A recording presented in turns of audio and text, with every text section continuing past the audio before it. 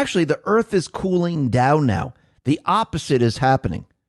Now, what's very interesting, while they're pushing the whole climate apocalyptic agenda, the Biden administration unveiled a policy that makes it cheaper for green energy developers to build and maintain projects on federal lands.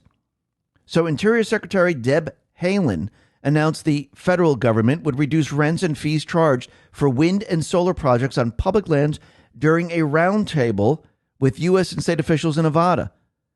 So now they're pushing this forward and they're building solar panels. They're just giving the land, here, take it. Go ahead, do it.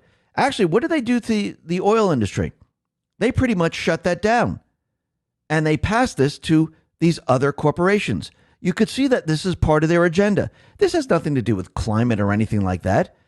Their agenda is to bring us into a place where the everyday person doesn't have the energy, doesn't have the food. Remember, they think of us as serfs. They think of us as workers and a nuisance.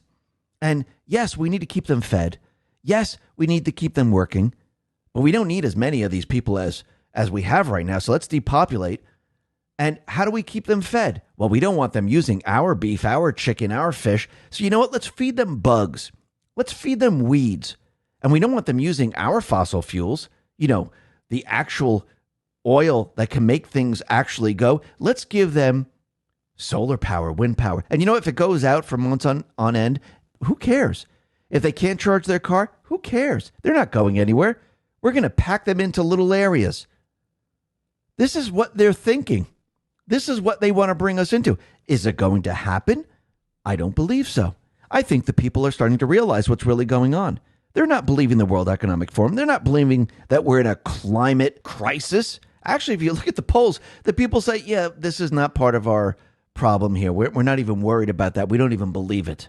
And we can see their agenda that they're pushing. It's in an echo chamber, their own echo chamber. The rest of the population is not going along with it.